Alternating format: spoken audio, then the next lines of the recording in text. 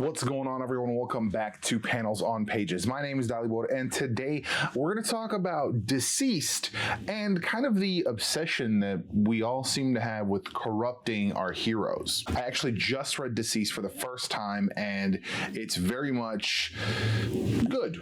Like, it's a good story overall. I will say there is kind of, in my opinion, a gaping plot hole at the end. Oh, if we leave the solar system and he eats the sun, the virus will just stop, I guess. I don't know, because Superman has been shown on many occasions to fly intergalactically. So for him to absorb the power of the sun and be like, I'm going to be stronger than all of you, I'm going to come get you, and then they all just like, we're just going to leave. And then he's like, okay, well then I will not pursue you. It just seems weird. It felt like a weird ending. Maybe there's more in subsequent stories, but it definitely felt like, how do we wrap this up and just call it done? And that's what it was. But otherwise, I thought it was good. The kind of negative effects of kind of taking a shortcut to get the anti-life equation ruins everyone's fucking day, and we just live through it. And it's one of those, like, when you have that Martian Manhunter reveal, it's like, oh shit, we didn't even, where the fuck was John this whole time? Like, we didn't think about that. Like, it was this whole, like, it was written well. But it was like, oh my God, Flash. If Flash gets infected, we was like, he'll be able to infect everyone, right? And Superman's like, all right, cool. Well, then I got to ace him, right? So just no question. And I like that he verifies with Cyborg, hey, Barry's dead, right? Like dead. Like dead. And Cyborg's like, yeah, he's dead. Which sucks for Cyborg, because like an hour later, he's like, oh shit, there's a cure. So that sucks. But that's when Superman decides, all right, cool, like I need to stop this threat, and fucking disintegrates Barry to show us even more later on when they're like, oh shit, he's been infected. That's like how powerful he is, right? That's the fucking scale we're dealing with. And then they're like, oh shit, we gotta get away from fucking Superman. And it's like, well, it's fucking Superman, right? And then out of nowhere, not sure why it took them that long, the entire fucking Green Lantern Corps shows up. And granted, it was a few days. Like, it wasn't a ridiculously long amount of time. I'd say probably like a couple weeks at most. It did not feel like any sort of like long time frame, although I guess with some of the extended stuff it seems like it may have been longer, because they're like shoving a lot of content. There's like 3 other series. I'll get to those eventually, but this was just like, I read it was kind of like a spontaneous thing. Like I didn't want to like dive into one of the more recent stories. I didn't want to dive into something long and ongoing, and I was just like, I just want to read a good story. And I'm like, a lot of people talking stuff about DCeased, let me just dive in. What really struck me is that this is just another way we're corrupting Superman, right? This is just one more opportunity for us to see what a evil or dark or corrupted Superman is going to do. And other people, right? Batman and all these other people. Like, Batman loved the like scientific, hey, I'm going to find a way to slow this down so that I can then further help everyone else. Like Super G, like that is what people should be referring to a lot when they're like, oh, how badass is Batman? That's how badass Batman is. Like, that is not these other like ridiculous, oh, he has plans for everyone, sure, whatever, but like that right there, like spur of the moment thinking, hey, how do I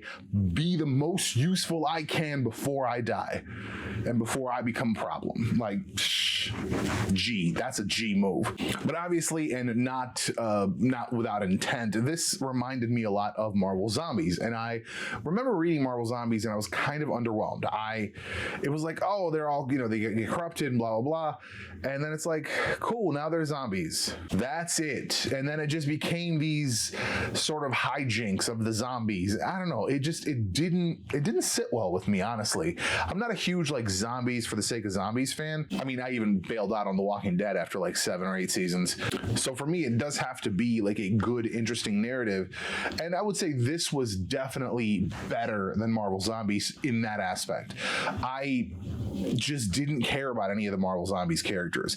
I felt that they set this up in such a way where it was like, hey, we were going on about our superhero business, about our lives, and then this awful fucking thing happened to us, and then it was kind of how everyone was dealing with it. All the like instant like, this person's dead. This person who I've known for ages is dead now, and now we have to deal with this, and now we have to like we got to grieve, but we're gonna have to grieve later. There's no time. You're like, congratulations, Dinah, you're a fucking Green Lantern now, like that kind of shit. Whereas, granted, there probably was a story of that before the like main Marvel Zombie story, but that's not where they started. And I think that's where it kind of like sullied the whole thing for me there. It was like we were already like at like snarky zombies. Maybe that's what really didn't, I don't know, something about Marvel Zombies just didn't work for me.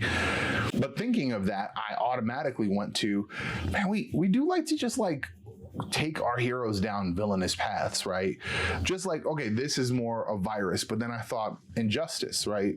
What would it take to break Superman and turn him evil and dark?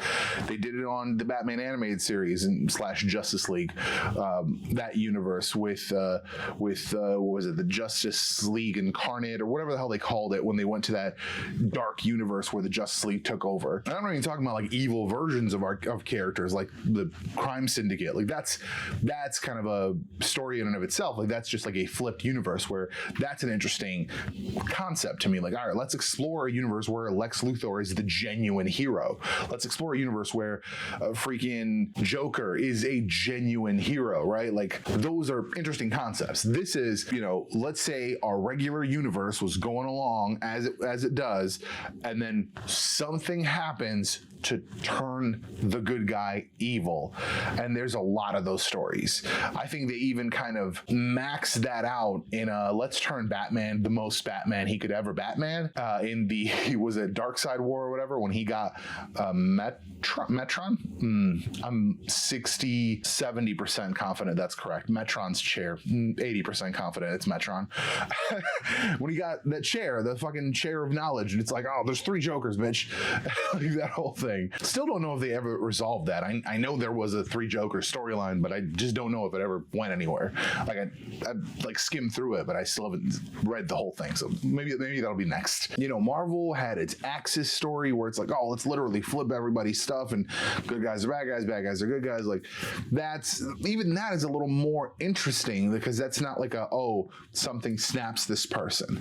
But when they do go about just, hey, let's explore a story when things are going normal and now let's corrupt the good guy, right? Let's say, all right, now you are with the enemy. You are somehow, that's some of those stories historically have been good and interesting, right? In the New Mutants / X-Force saga, you had Rusty Collins and Sally Blevins were taken on by the Mutant Liberation Front / the Acolytes, and it was like they were were they mind controlled? It was kind of like this weird stuff. So it was like interesting. We knew these characters to a degree from X Factor, and then they were kidnapped because they were kind of like shoved aside, and we just later they popped up and they're like, oh, they're with the MLF and they're with the Acolytes, and it's like weird. It just, there was exploration there to those characters, and I thought that was interesting.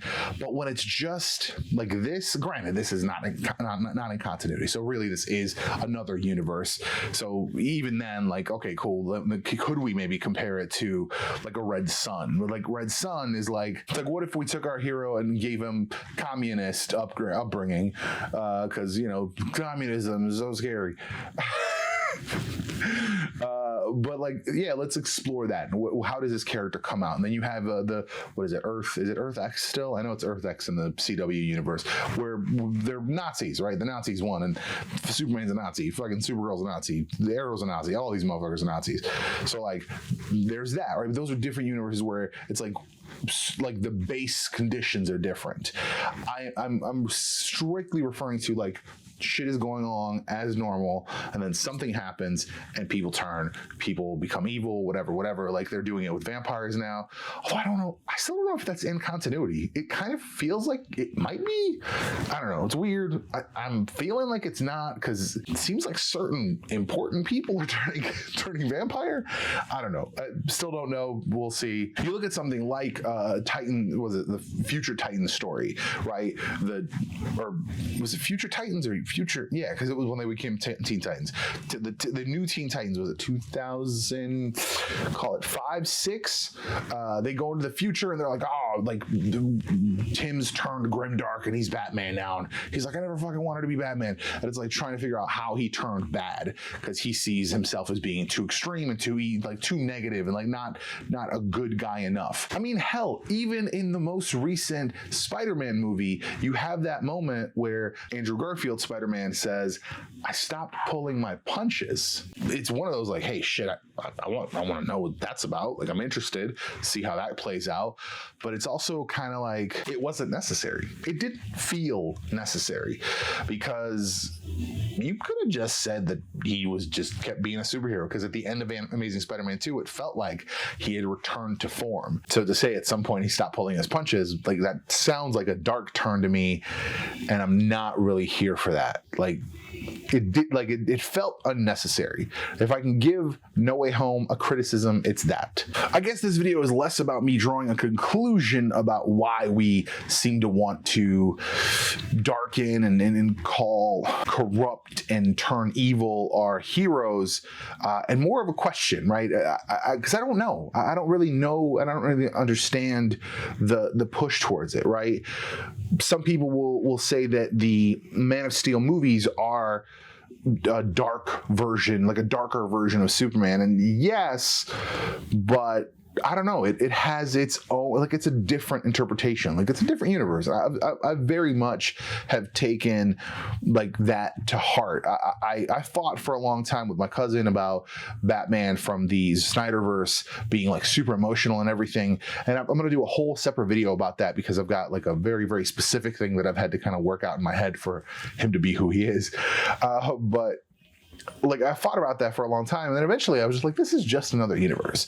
You know, just like in Age of Apocalypse, Havoc, who I like, he's gone through some shit and he's made bad decisions and he's been in bad situations in the main 616 universe, but Havoc is a good guy. And for him to just be like, toe the line, like regime puppet lapdog, like, not a fan of that, right? But that's that universe's interpretation. And I've never really questioned it. I've never been like, oh, like, how could they make Havoc be this guy?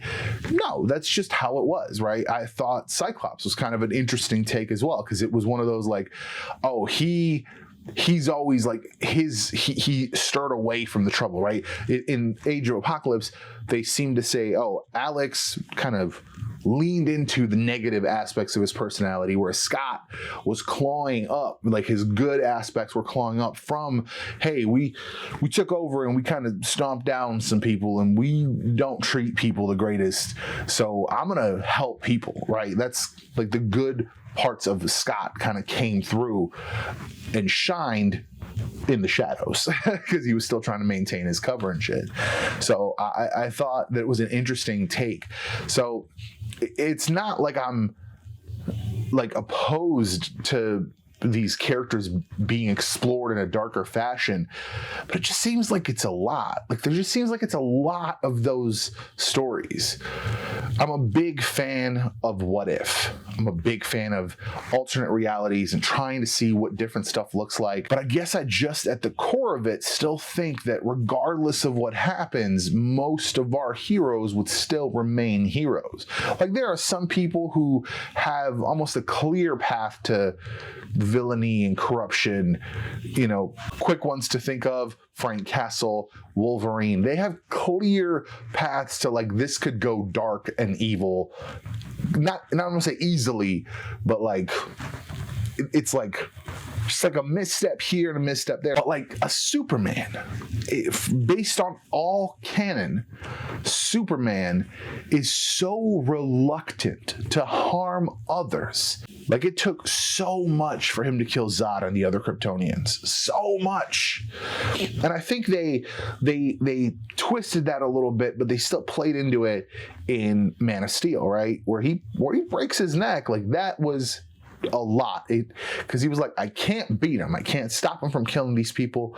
Like, I can't prevent him. I don't know. I mean, honestly, I thought there was ways out of it. Like, I felt like I literally was sitting in the chair, was like, what's the Superman way out of this, right? That's the way they went for it, right? That's the direction they went with it. And that's fine. But like, comic book Superman, he's just so damn good that I don't really like explorations of him as evil. Because even in fucking Red Sun, he ends up being a good dude.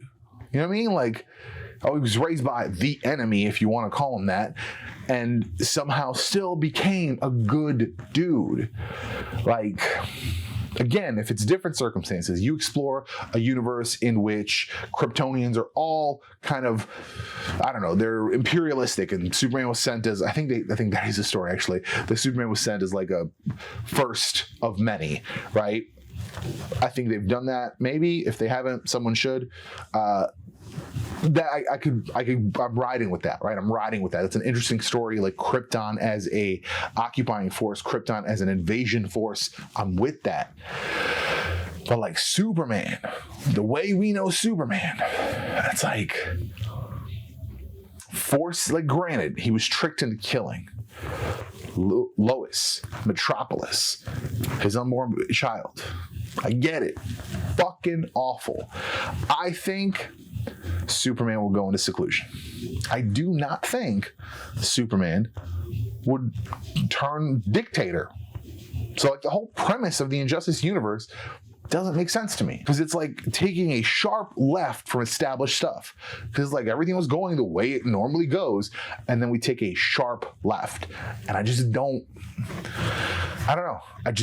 feel it. I don't feel that. Like, certain characters I feel are not beyond corruption, but it's like, when they're bad, they're under someone's direct influence. I get if he had come through, killed Joker, cool, goes into seclusion. I get that.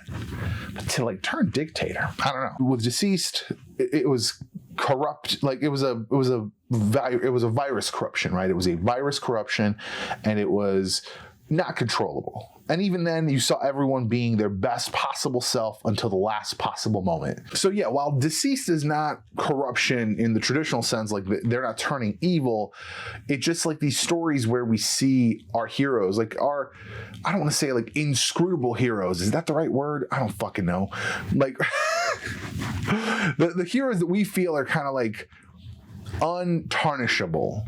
Yeah, that's right. Like Tony Stark turning evil, I can see it. You know, like he's got some tendencies. Like, he's a liar. He does a lot of shit secretly and then just like puts it out on blast for people, and then he's like, oh shit, look what I did. Right? Like, he's got some tendencies. Captain Marvel, she has had a very dark history. If that somehow resurfaced, like, there could be a story told where she goes through some shit and then, you know, dives into the bottle again, and there's a story that could be told where she turns dangerous or evil or whatever. I'm there. But like Captain America, the reason Secret Empire just left such a bad taste in everyone's mouth, because Captain America, among all the shit he's been through, has been a good dude.